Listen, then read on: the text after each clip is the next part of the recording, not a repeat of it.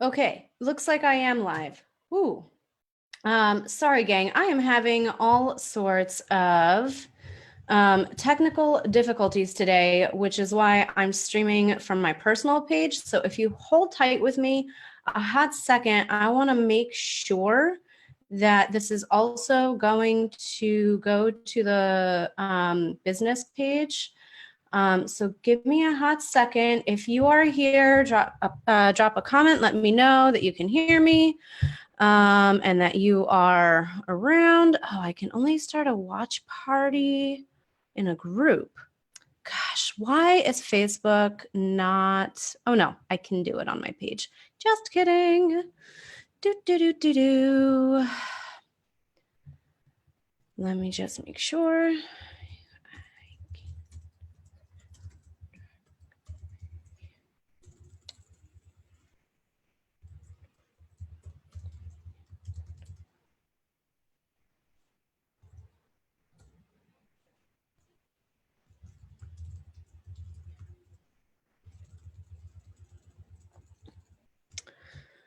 And I'm just going to give everybody a minute or two to sign on to. All right. And somehow I have to figure out a way to monitor the comments here as well. Oh, goody. I get to hear all of this at the same time? No, we're not going to do that. Yeah. Okay. Hopefully this works. If it doesn't, it doesn't. I'll find out sooner or later. Somebody will be messaging me, maybe, or I'll just spend the next hour just talking to myself. That's fine too. It would just be another normal day. So let me see if I can't just see what's going on with the comments over here on my phone. Okay, looks like we are here. Jennifer, Emma, perfect. All right. I'm going to do my best to watch the comments. I'm watching them on my phone, so I'll see what I can do over here. Like I said, my setup today is a little bit wonky, but how's everybody doing? I am actually like really super excited about this tutorial. And it's kind of funny because I remember when I was doing photography, just to give you guys a little bit of a background on my history, I was a photojournalist in New Jersey before I moved out to California. And in 2016, our local paper got bought out by by Gannett, USA Today Network.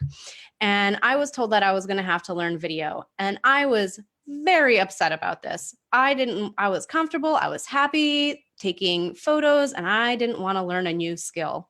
Lol. And it turns out that I'm actually pretty good at video. And so as soon as I embraced it and learned how to be good at it, then I really started to enjoy it. And here's the thing. I'm going to go ahead and start with our tutorial. I think we can all see the screen share here. That little clip that I posted on here that isn't moving in the PDF, but it was taken in Bar Harbor, one of my favorite places in the world. It's in Maine.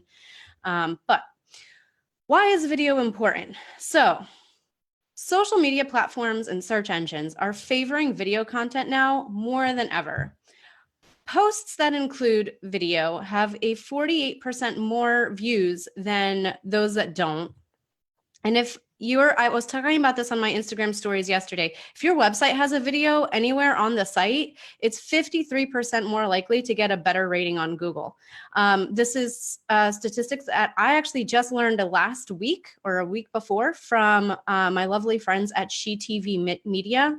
I knew video was powerful. I didn't know how powerful, and I didn't even notice that after I had put my own video portfolio on my website, I jumped from the last spot on the first page. I was on the first page, but I was like still at the bottom, to the number 4 spot as recently as the beginning of this week. Now we know that things can go up and down, but That's still a big deal. When you Google Los Angeles brand photographer and I come up fourth, and I'm not talking about the Google My Business part of it. Like I'm talking about the actual organic results. So when you think about it, many website builders don't offer the option to natively upload a video. You have to embed it, or at least not easily. You have to embed it by putting it on a service like YouTube or Vimeo first. Now, Vimeo, I'm not going to get into that too much. And most of us are probably using YouTube because it's free. But if you think about who owns YouTube, Google, and how that makes a difference when you embed a YouTube video onto your site and what that can do with helping your Google points, essentially your visibility there, it goes a long way. And it's just so simple. Video creates so much more dimension to your story. It shows movement and it covers, listen, this is going to be really hard for me to say. Like, I'm not saying photography is useless, but video covers so much more than a photo can. You can not only see things, but you can hear things. It's just a whole different way of expressing what you want to express. It's a quick way to provide great value. So people actually prefer to learn about products and services via video. And when you, like I was talking about, video provides increased visibility. Ooh, there's a typo there. My OCD is going to kick in. More engagement and higher client retention rates. Now, 75% of businesses are using video. Instagram stories count as video. But if you were to actually like do produced video or something like that, 85% business owners say that they're satisfied with the return on investment they get on social videos. Now, why? How do I know all of this? I was actually a social media video producer ultimately before leaving New Jersey for NJ.com, the state's biggest news outlet. And social videos are so powerful, so powerful. So there's a lot to be said for pumping out video content instead of just text, which is like the lowest tier that you can do. Photos are the next tier. Graphics, even if there aren't people in your photos on social, then they're not going to get as visible to your audience. Videos, top of the list. So just to give you guys an idea about how digital video is consumed, like on social media and on sites like YouTube and whatnot, these stats are specific to social media, but you can kind of get an idea of what's going on. Most people will stop watching a video after just 30 seconds. And the rest of them will abandon ship after 2 minutes.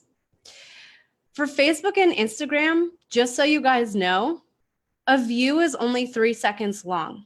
So if you are scrolling through your feed and you stop the scroll for 3 seconds, it will tell the person who's posting that video that they watched it.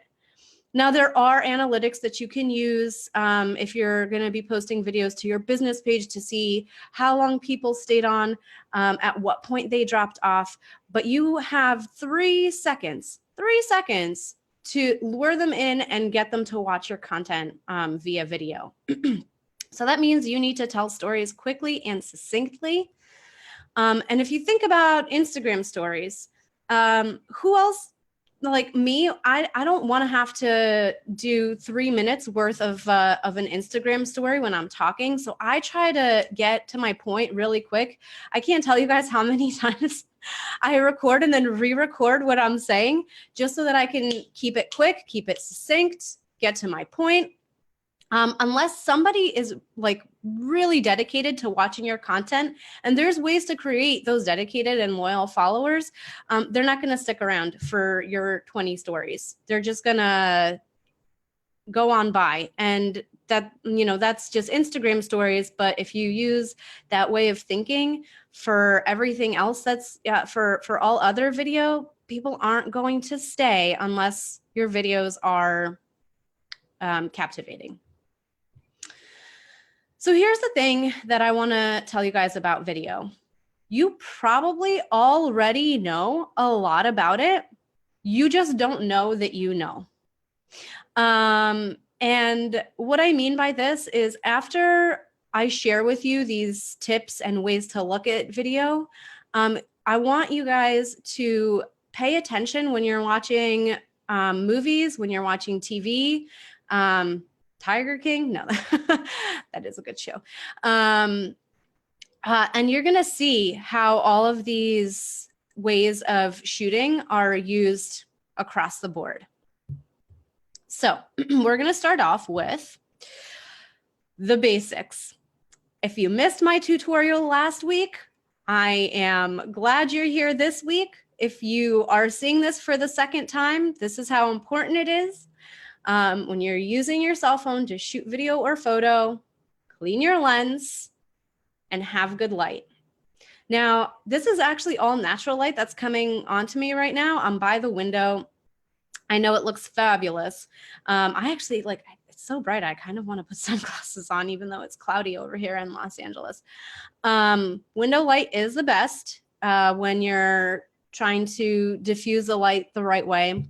But if you are gonna be shooting stuff in the evening, like, I know my food photography needs some serious work, because by the time I'm done cooking dinner, it's dark outside, and the indoor lights at home just aren't gonna do it justice. You can buy cheap video lights that will bring your cell phone game to the next level. Another little hack that you can do is, if you have somebody at home that can use their cell phone flashlight and shine some light onto your shot, it'll just, I mean, you know, it won't do a whole lot, but it'll still take it to that next level. If you guys want, I can drop some links after the live to a couple of lights. There's like one that's a little cube and it has a whole lot of power. And I think it's like $60 on Amazon. So audio. If you have bad audio on your video, you have a bad video. Good audio is key. And so I want you guys to be aware that if you're in a crowded room, if there is an airplane flying above you, if there's traffic around, like my Anthem here in Los Angeles, all of that will interfere in having good audio. And that's, you know, like, if the traffic is happening all the way over there and I'm still here, our cell phone cameras have a, actually our cell phones in general have something called an Omni, the name's escaping, Omni something microphone. What that means is that it takes the sound in from everywhere. So if you are doing something like conducting interviews or talking to the camera, like you just talking to the camera, you really want to have a way to make sure that the sound just picks up, the microphone just picks up you, and you're not getting everything else around you. So even if you have nothing but an iPhone earbud with the microphone on it, that's better than nothing. There's even, I was gonna, I forgot to take it out. If you guys have ever seen those like big mics on top of cameras, there's cell phone versions for them that you can get, and that'll help you out too. And it'll come with that, they call it a dead cat cover, and it will drown out everything else around that you don't want, like the traffic and the airplanes and people talking. So this is especially useful if you're going to be conducting interviews, or if you are holding an event and you want to collect testimonials at the end, which you should. Make sure that you have a good microphone, or a microphone in general. Just in general, also shoot as much B-roll as possible. And B-roll is like, okay, let's just say that I wanted to create a video where I'm talking for most of it. I want to show what I'm talking about. So shoot, you know, like if I was going to talk about my apartment and to a before and after of the mess that it is now and the after when I clean it, you know, I'm going to want to take a shot of what the apartment looks like. I'm going to want to take a shot of the dust that's sitting on my coffee table. All of these little pieces of the story that will help bring everything together and weave everything together. Those are all going to be great B-roll. If you're traveling, you know, get shots of everything. I keep saying pictures because but pictures can help. Especially when you're doing social video, you can do a mix of it. That's great. But for video, get some B-roll. And also be aware of how you want to shoot or what you're shooting for.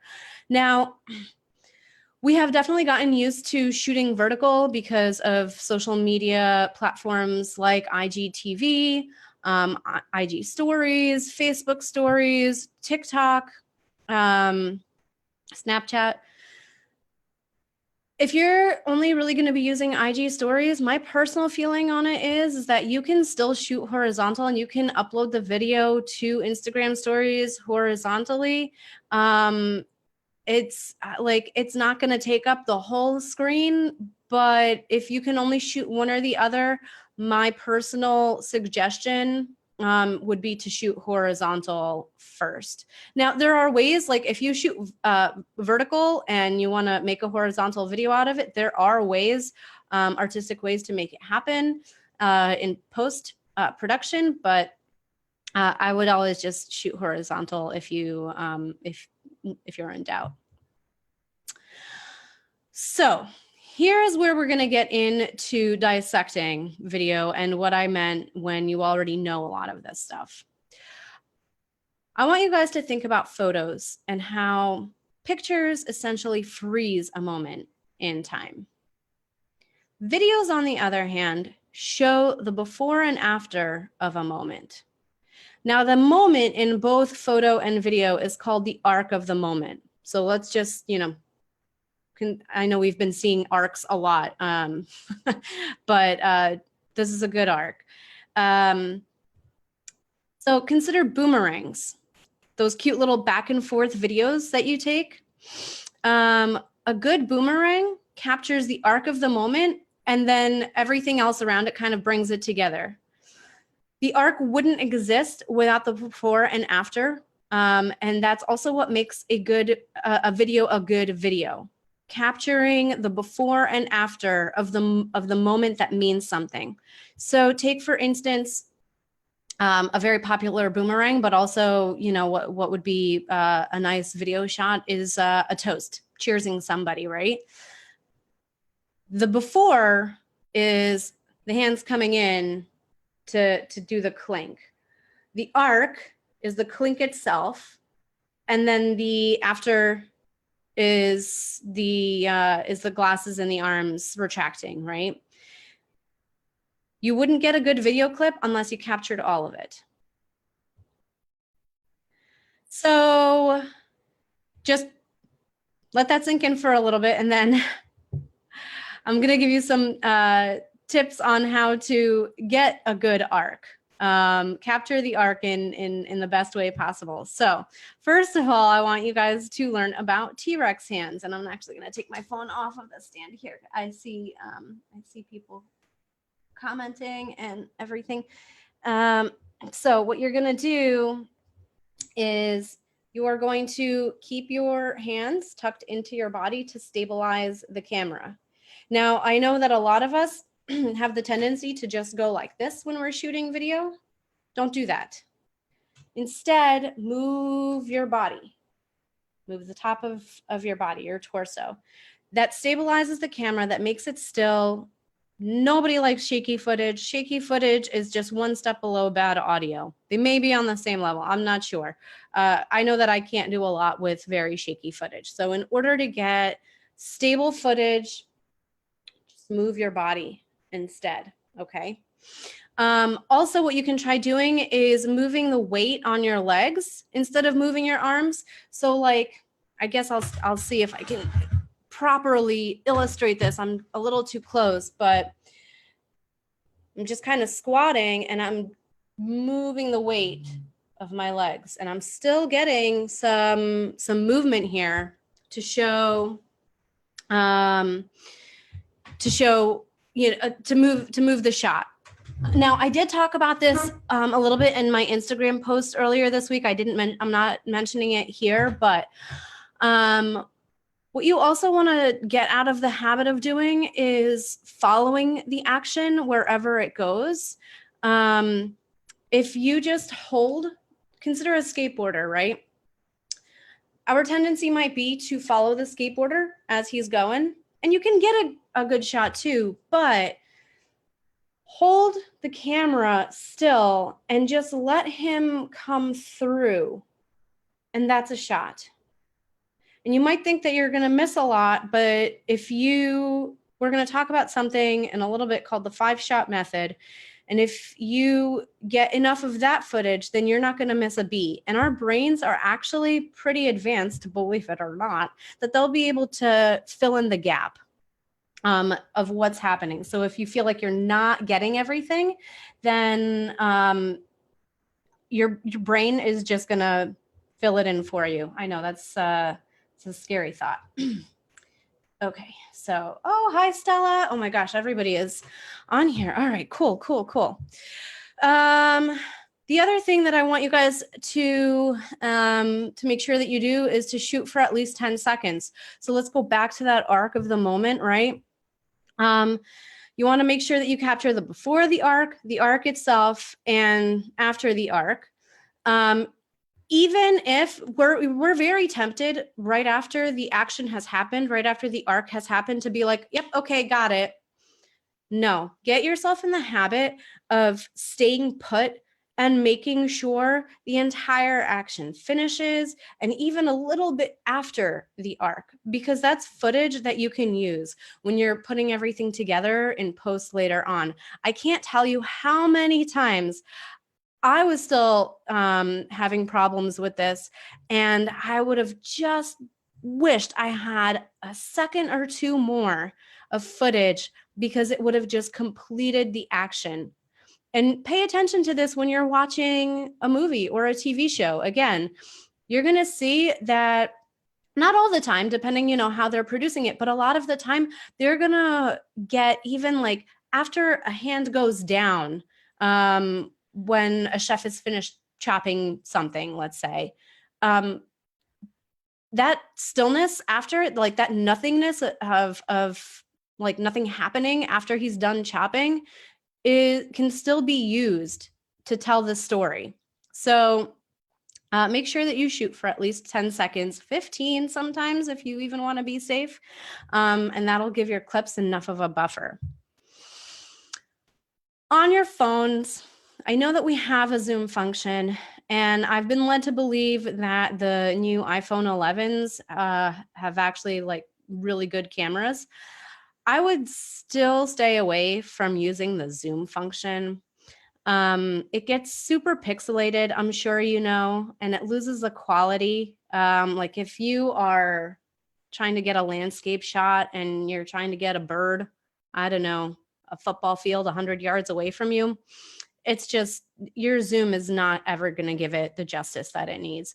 So what I want you guys to do instead is something called the 5-shot method. And this will address the zoom function, and also feeling like you're not getting everything if you are not going to be chasing the movement.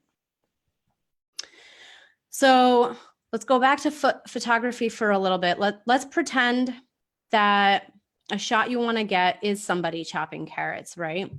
So we think of just a person chopping carrots. So let's just imagine that's the picture that we're going to get, right? You're going to take that picture in video form, so as a video, 5 different ways. You're going to do portrait, you can do over the shoulder, you can do a side view, a half body, and then a wide shot, bringing it all back. I actually do this in my brand photography. just to make sure that my clients have a variety of shots that tell their whole story. But this is a super, super powerful method in video. And you're going to see it if now that you're watching TV and movies with this in mind. So here's a photography. It's 4, but it still gets the point across. There's the close-up over here of Kenny, my friend Kenny, who makes amazing clocks for kids with quirky animated characters. So there's a close-up of his face. There's a half body shot. There's another close-up of him sketching out a design for a clock. And then I'm taking him a picture of him sketching out the clock again, but it's over the shoulder. So you're just basically getting a whole bunch of different shots of the same thing, the same action, so that you can weave it all together to tell your story. It's a super cool method to follow. And now you're like, I promise you, you're not going to be able to stop seeing it when you're watching something. So here's the thing. You're probably already sitting on a vault of footage. Whether you were doing all of this stuff that I was talking about, or you were still using your Zoom function, or you were cutting your actions off just a little too soon, you have so much footage that you could be using to promote your business. Cell phone videos, Instagram stories, Facebook Lives even, other people's footage of you, which if you're not collecting, you should be. If you're holding events and everybody's taking Instagram stories of you, you better be saving that onto your phone. Even home videos. I don't know about you guys, but my parents went like insane with home videos. And so I have stacks of 8mm tapes of home videos. And I actually, when I was a teenager, I was, one of my chores was to convert them to DVDs. So I have them all on DVD too. Yeah, I have a lot of upbringing with this stuff. In any case, you can use all of that footage without ever having a videographer come in and shoot any sort of professional footage of you, and you can create a great sizzle reel. Now, it does take somebody with some skill on how to do good video storytelling, on how to do that. So I am starting to offer this week taking your footage and creating amazing promo videos for you. Any of those things that I just mentioned, photos, like I said, graphics, anything that you have, all of these assets can be used to make a very powerful, succinct promo sizzle reel for your business that once you put it up on your website will help your visibility, help your Google points go up. Once you put it up anywhere on social, your engagement is gonna go up on that post. And if you are somebody who's looking for stuff like speaking engagements, you definitely want to be providing them with some sort of video, because if you're just providing them with photography, they don't know if you're a good speaker or not. And it can be these videos, even those Instagram stories that show somebody what you're like on when you're speaking. I would definitely, I need some coaching if I was going to be doing it, but if I was going to be sending out footage of myself, this live and the last live would not be something that I show. Maybe it would be, I don't know. But in any case, like, you just definitely want to be showing yourself on video, because people connect with you so much more when you are showing yourself on that medium. So if you're interested, I will drop this link into the comments too. You can book a call with me so we can figure out your video strategy. And if you're sitting here being like, dude, I have 10 years worth of pictures and footage on my phone, how are you even gonna do that? I promise you I can. Culling down and figuring out the story that you want to tell makes it easier to find what we're searching for when you're looking, when we're looking through your footage. And once you start thinking of the story that you want to tell with a sizzle reel, with a promo, it becomes, you're going to find yourself being like, oh yeah, there was that time that I recorded this, and that would be a great shot for a video to tell my story. So I hope that this tutorial today helped out a little bit. If you guys have any other questions on shooting video, I'm gonna watch the comments here for like, actually, let me just go back here. Oh my gosh, so many people joined. Maybe I should be doing this for my personal account a little bit more often. Okay, yes, I will drop the links for light options. And what I will also do is drop a couple of links for audio options for your phone. I remember when I was doing videography in New Jersey for NJ.com, and my boss told me that that microphone is called a dead cat. And I like, as soon as I show you guys, you may even like know which one it is, but my heart was just like, oh God. Oh, good. I'm getting some people. Julie is inspired to go back to filmmaking again. Okay, Jennifer, you don't, okay, let me, I don't think I fully understand what you mean by the arc. Okay, let me see. Guys, don't mind that I have this readily available here. These are empty, by the way. This was wedding vodka at my cousin's wedding, and so we kept the bottle. And this was my dad's, one of my dad's favorite beers. So I have the empty bottles. They're empty, I promise. The arc of the moment. So if you consider a shot, and these bottles are going into clink, say we're celebrating, right? This is the before the arc, right? The clink is the arc, and then going back. Or let's just say even, let's go to the next arc, right? So the beginning of this arc could be the clink. I'm sorry. It could start out with the clink, the hand retracting, and that's the before arc. And the arc is somebody taking a swig of, you know, their delicious beverage or whatever. And the joy that they're feeling that you're going to be showing is that arc. So if you're not familiar with photography, just like think of those wedding shots of people cheersing. It wouldn't be a good picture if it wasn't for that arc of the clink of the glass, right? Video just captures everything before and after it. I hope that makes a little bit more sense. It's a shame that the only arcs that I can think of right now are drinking based. Hold on, let's see what else I can. What else I can.